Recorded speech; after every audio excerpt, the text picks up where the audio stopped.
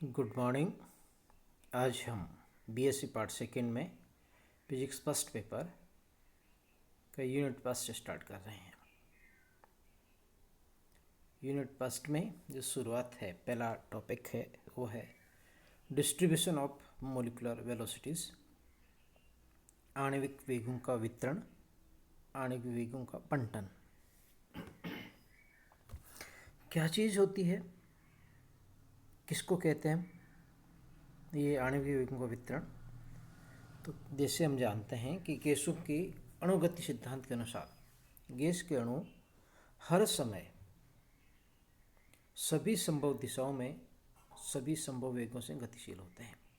They are always in motion with all possible velocities within all directions, all possible directions. और ये अपनी गति के दौरान परस्पर मतलब आपस में भी और पात्र की दीवारों से टक्कर करते रहते हैं, जिनके कारण इनका वेग बदल जाता है। कितने अणुओं का वेग एक निर्दिष्ट यानी स्पेसिफिक या जो गिवन अपन सोच के रखे हैं उस परिमाण अथवा दिशा में होते हैं, इस नियम को आणविक वेगों का वितरण नियम कहते हैं। यानी कितने अणु किसी विशेष डायरेक्शन में किसी विशेष परिमाण के कितने वेग हो सकते हैं, कितने संभव है उसका जो वितरण डिस्कस करते हैं उसको हम आणविक वेगों का वितरण नियम कहते हैं। सर्वप्रथम मैक्सवेल ने स्टैटिकल मेथड से इसको कैलकुलेट किया और उसके द्वारा अणुओं का वेग ज्ञात किया। So now we start the Maxwell's law of the distribution of molecular velocities. यदि यह एग्जाम में पूछा जाता है तो चाहे Maxwell's law of the distribution of molecular velocities पूछे या केवल law of distribution of molecular velocities पूछे, ये एक ही है। So now we start Maxwell का आणविक वेगों का वितरण नियम।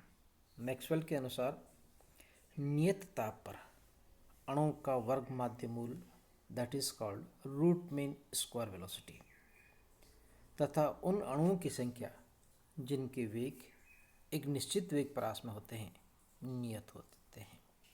ये मैक्सवेल का distribution law for the molecular velocities है कि एक नियत ताप पर जो अणुओं का आरएमएस वेलोसिटीज है और उनकी जो संख्या है उस वेलोसिटी वाले वो एक नियत रहते हैं, that can not change, that is are constant. इसको हम डिराइव करते हैं। मैक्सवेल ने वेग वितरण के नियम के लिए निम्नलिखित परिकल्पनाओं का उपयोग किया। ही assumed some basic postulates for the velocity distribution by the Maxwells. पहला, गैस के समस्त अणु दृढ़ होते हैं, रिजिड होते हैं तथा अति सूक्ष्म होते हैं। They are in the tiny that is have the very small size and rigid. समान होते हैं, सर्वसम होते हैं, आइडेंटिकल होते हैं तथा दिए गए आयतन में इनकी संख्या बहुत अधिक होती है। They are have the very large number of the particles because they have the very small size.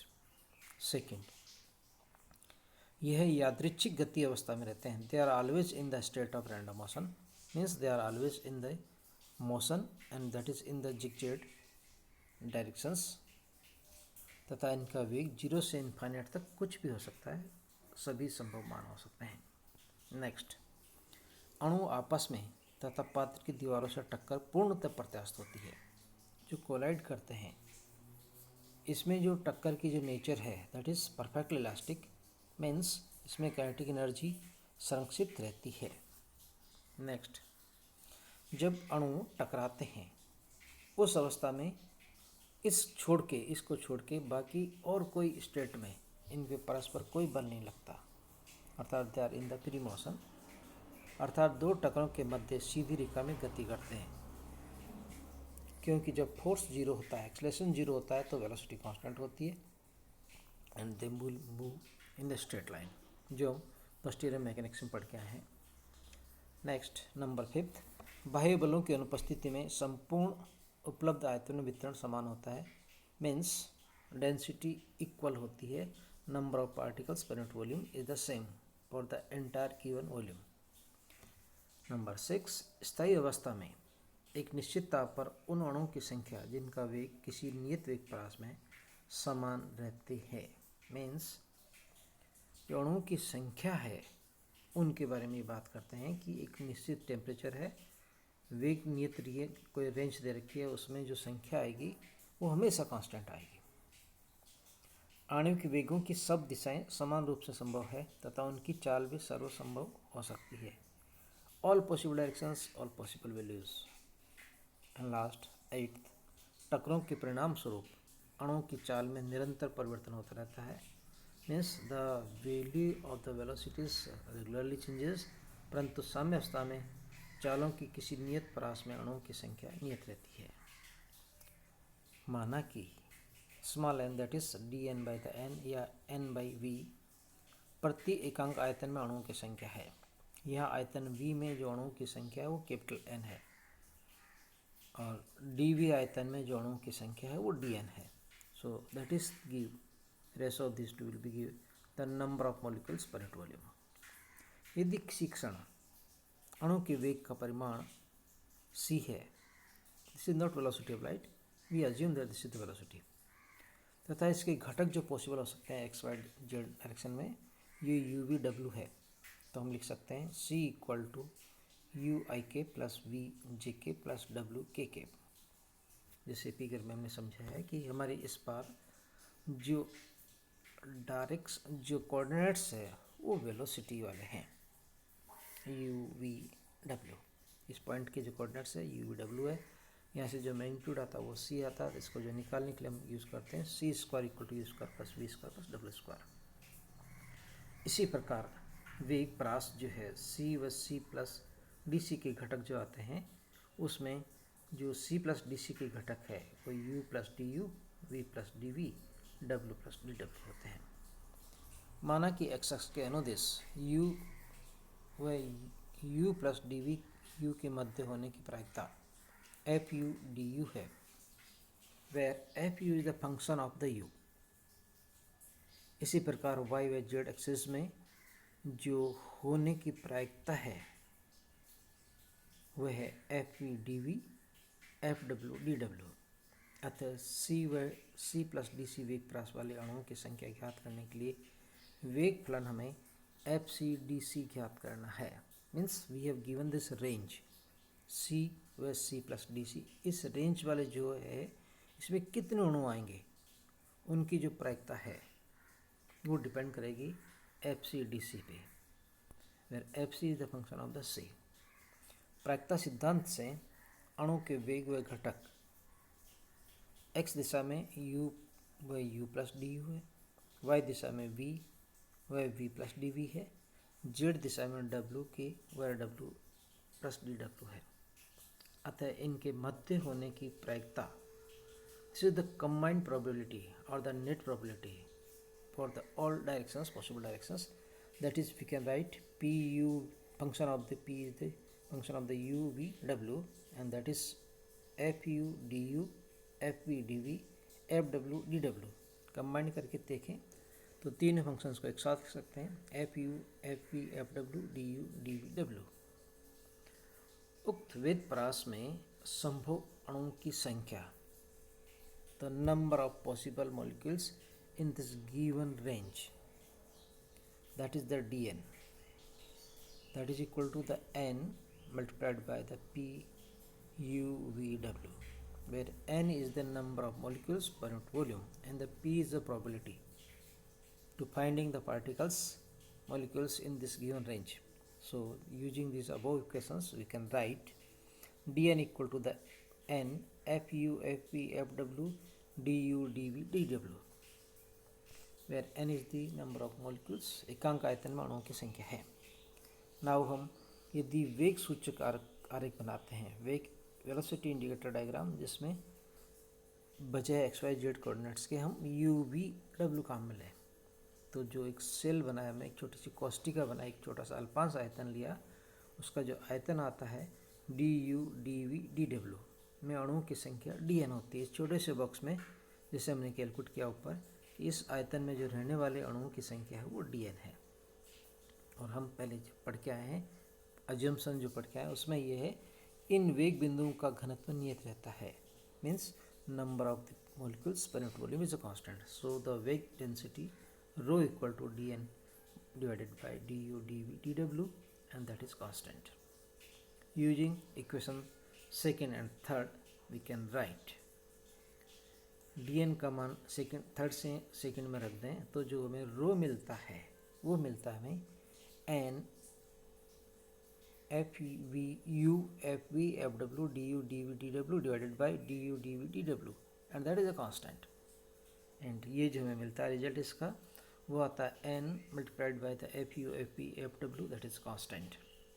And that is important concept कि जो एकांक आयतन में अणुओं की संख्या नियत परास में कांस्टेंट होती है. यदि हम इसका डिफरेंशिएशन करें तीनों एक्सिस के लिए पार्शियल डेरिवेटिव आंशिक अवकलन करें तो जो हमें रिजल्ट मिलता है वह आता है differential of the N F you F P F W equal to 0. N is a constant, so we see पहला हमने डिफरेंशिएट किया u को, so that is F V F W del of the F U by the del U multiplied with the D you.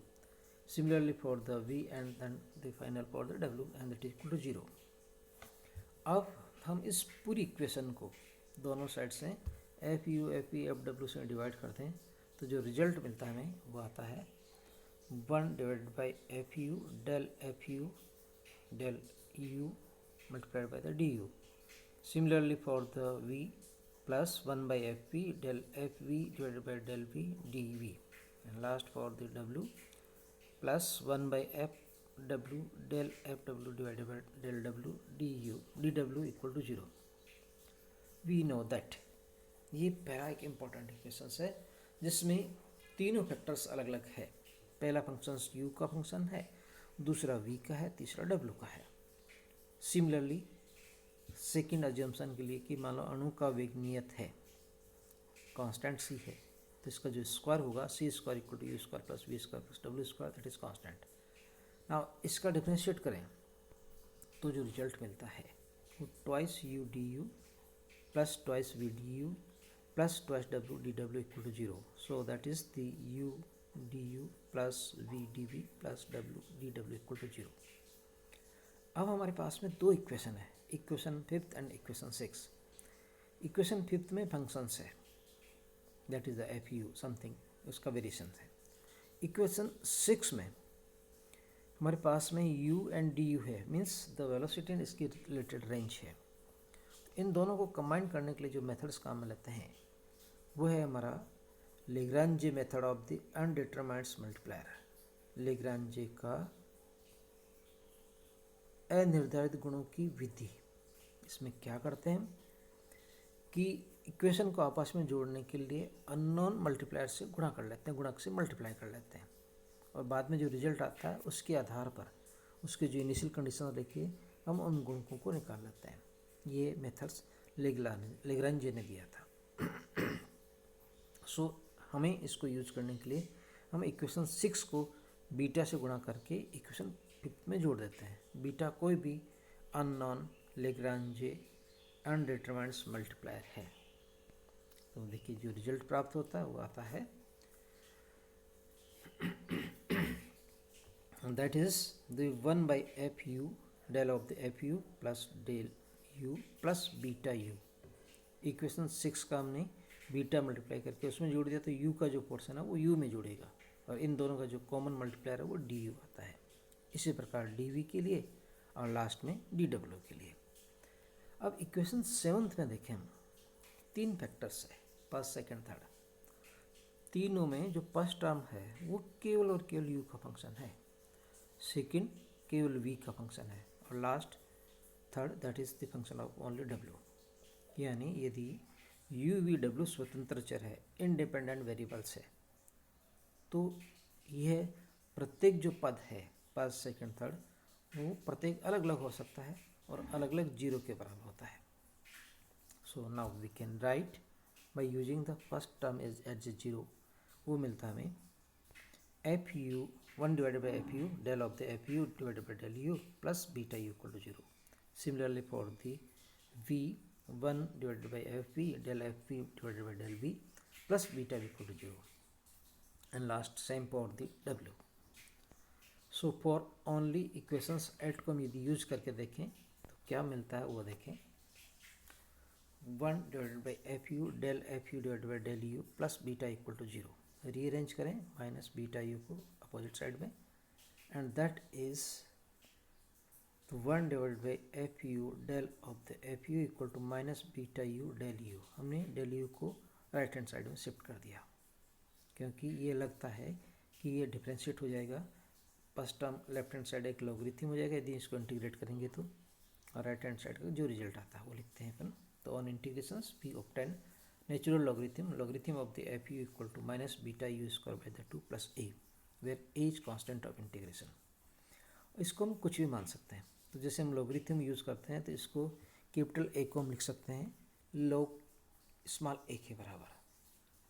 सो इसको rearrange करें तो हमें मिलता है logarithm of the F U minus logarithm of the A equal to minus beta you square by 2. Rearrange करें logarithm of the F U divide by A equal to minus beta you square by 2, and that will be give F you equal to A exponentially of the minus beta u square by 2. So similarly for the v and for the w, so the f v equal to a e raised to power minus beta v square by 2, and for the w f w equal to a e raised to power beta w square by 2.